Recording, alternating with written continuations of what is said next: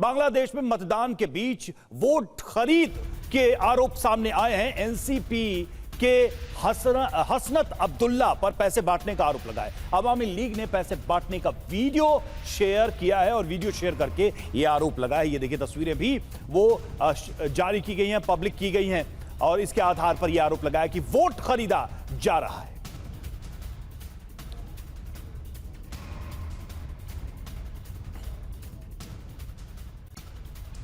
और देखिए बांग्लादेश चुनाव में हिंसा की आशंका भी जताई गई है। कोमिला मतदान केंद्र पर अवैध हथियार जब्त किए गए। नेशनल सिटीजन पार्टी का नेता यहां पर गिरफ्तार किया गया है।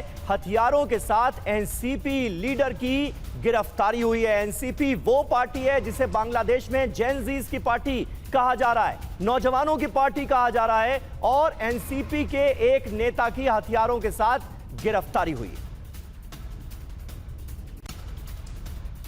और बांग्लादेश चुनाव में बूथ कैप्चरिंग, चुनाव में धांधली के आरोप लग रहे हैं। जमात इस्लामी कार्यकर्ताओं की बूथ कैप्चरिंग और सिद्धि रंगज में धनकुंडा मतदान बूथ केंद्र है जिस पर कैप्चरिंग का आरोप लगा है और जमात इस्लामी ने बैलेट पर मोहर लगाई है। चुनाव से पहले ही पेटियों में भरे मतपत्र नजर आए। जमात इस्लामी के पक्ष में बूथ कैप्चरिंग की घटनाएं सामने आ रही हैं।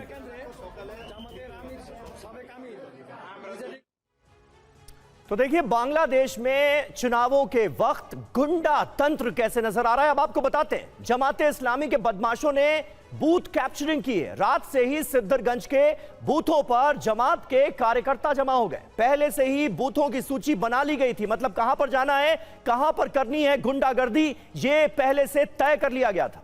जी हां, चुनाव से ठीक पहले पेटियों में भरे फर्जी मतपत्र और 394 विदेशी ऑब्जर्वर के बावजूद ये धांधली हो रही है। 200 विदेशी पत्रकार चुनाव को कवर कर रहे हैं। बड़े पैमाने पर हिंसा की आशंका भी जताई जा रही है।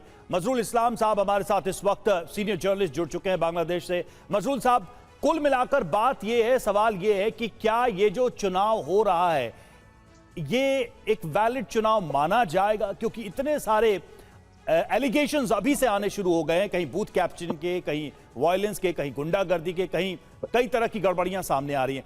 आपके पास क्या रिपोर्ट है? क्या यह इलेक्शन फ्री एंड फेयर हो रहा है तब जबकि बांग्लादेश में क्या हालात हैं, किस तरह के एलिमेंट्स एक्टिव हैं? आप भी जानते हैं, हम भी जानते हैं। देखिए समीर जी, पहले धन्यवाद कि आपकी शो पे इनवाइट करने के लिए। Right now I am in a bordering area in Bangladesh, it's called Sylhet area. So this is also known as a hub for BNP and also ये जो एरिया है मौलवीबाजार जो है, यहाँ जमात के जो आमिर साहब है उनकी उनके जन्म स्थल भी इस एरिया पे है, होम डिस्ट्रिक्ट जिसको कहते हैं हम। सो फॉर सुबह से लेके अब तक कोई भी जो हिंसात्मक जो परिवेश बता रहा है कि ये कल की बात थी। आज जो सिचुएशन है it's very normal and under control. Jamaat ने कुछ एरिया पे ये कंप्लेंट दर्ज किया आर्मी और इलेक्शन कंट्रोलर को कि there are some illegal activities or there BNP is setting up some booth near the violating the election rules and regulations. इसके बगैर so far till right now जो सिलेट जो Moulvibazar area है, इन area के सब election जो केंद्रीय है, वोट केंद्र है, वह situation is very normal and under control by the law enforcers and the election operating bodies. Jamaat या बीएनपी किसी की ओर से इस तरह की कोई अगर कंप्लेन आता है, इंस्टेंटली जो स्ट्राइकिंग फोर्स है इलेक्शन रेगुलेटरी बॉडी का, they are taking necessary actions. Hopefully after 12 we are expecting if there is anything. ठीक है मजरूल साहब, आप बता रहे हैं कि इस वक्त क्या चल रहा है। अजीम भट्ट भी हमारे साथ सीनियर जर्नलिस्ट मौजूद हैं लाहौर से। अजीम साहब, पाकिस्तान में बांग्लादेश के इन चुनावों को लेकर क्या चर्चा है? पाकिस्तान के लोग और वहां पर जो इस वक्त माहौल है, आप लोग क्या दुआ कर रहे हैं कि बीएनपी जीते या फिर जमाते इस्लामी सत्ता में आए बांग्लादेश की? मतलब पाकिस्तान के लोग पाकिस्तान के लिए बांग्लादेश में कौन सी सरकार जो है उसे फायदेमंद बता रहे हैं? Thank you very much Sameer. देखें, बात यह है कि हमारे लिए दोनों जमातें बड़ी इंपॉर्टेंट भी हैं और हमारे लिए काबिल एहतराम है। उसकी वजह ये है कि अगर आपको याद हो कि 2001 से लेके 2006 तक इन दोनों जमातों ने कोलैबोरेशन के साथ जो है वो गवर्नमेंट चलाई थी, और तब भी पाकिस्तान के साथ इनके ताल्लुकात कदरे बेहतर थे, बजाय इसके कि हसीना वाजिद साहिबा जो है वो जब अवामी लीग को लेके चल रही थी, उसकी निस्बत हमेशा बीएनपी और जमात इस्लामी का पाकिस्तान के साथ जो है वो एक अच्छे ताल्लुकात भी रहे हैं। और यही वजह थी कि अवामी लीग जो है वो जमात इस्लामी को बैन तक करती रही है इलेक्शन के अंदर, और उनके लोगों को फांसी तक देती रही है इस इल्जाम में कि वो पाकिस्तान के साथ अच्छे ताल्लुकात चाहते हैं। तो हमने ये भी देखा है बांग्लादेश के अंदर के 90 साल के जमात इस्लामी के जो सीनियर रहनुमा थे उनको फांसी पे लगाया गया सिर्फ इस वजह से कि वो पाकिस्तान के साथ अच्छे ताल्लुकात चाहते थे। तो आज जो है वो हमारे लिए दोनों जमातें, देखें, उनके अवाम जिसको भी चूज करेंगे हमारे लिए वो जो है वो काबिल एहतराम है, हम उसको सपोर्ट करेंगे। लेकिन ये तो आज भी हो रहा है अजीम, ये तो आज भी हो रहा है। जब आपने बिल्कुल सही कहा कि जब अवामी लीग की सरकार थी तो जमात इस्लामी को बैन कर दिया गया, लेकिन आज जमात इस्लामी और बीएनपी चुनाव लड़ रहे हैं, एनसीपी लड़ रहे हैं, और जो अवामी लीग है उसे चुनाव के पूरे प्रोसेस से बाहर कर दिया गया। बिल्कुल बिल्कुल बिल्कुल दुरुस्त बात है, बिल्कुल दुरुस्त बात है। मैं तो दुरुस्त कैसे हो गया ये? दुरुस्त कैसे हो गया? एक पूरी पार्टी को ही आप दरकिनार कर दे रहे हैं, तो उनके समर्थकों का क्या, उनके सपोर्टर्स के वोट का क्या? देखिए समीर, मैं ये बात नहीं कर रहा हूं, मैं ये आपको सिर्फ इतना बताना चाह रहा हूं कि एक लफ्ज होता है मकाफात अमल।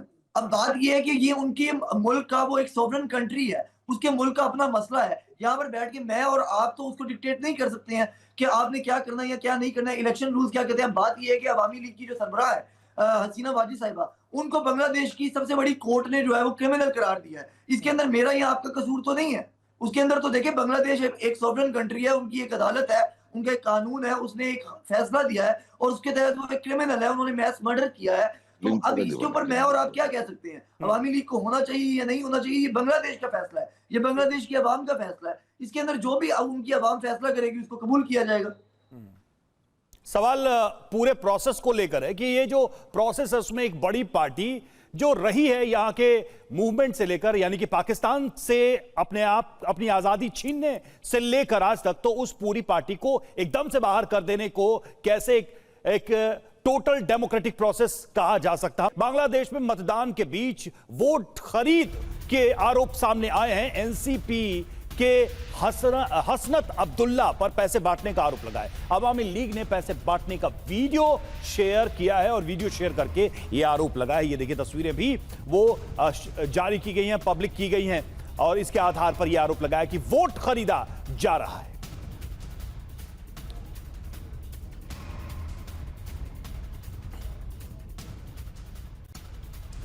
और देखिए, बांग्लादेश चुनाव में हिंसा की आशंका भी जताई गई है। कोमिला मतदान केंद्र पर अवैध हथियार जब्त किए गए। नेशनल सिटीजन पार्टी का नेता यहां पर गिरफ्तार किया गया है।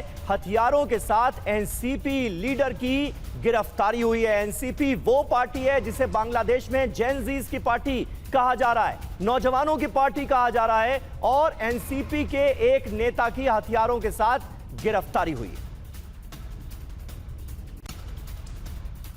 और बांग्लादेश चुनाव में बूथ कैप्चरिंग, चुनाव में धांधली के आरोप लग रहे हैं। जमात इस्लामी कार्यकर्ताओं की बूथ कैप्चरिंग और सिद्धि रंगज में धनकुंडा मतदान बूथ केंद्र है जिस पर कैप्चरिंग का आरोप लगा है, और जमात इस्लामी ने बैलेट पर मुहर लगाई है। चुनाव से पहले ही पेटियों में भरे मतपत्र नजर आए। जमात इस्लामी के पक्ष में बूथ कैप्चरिंग की घटनाएं सामने आ रही है।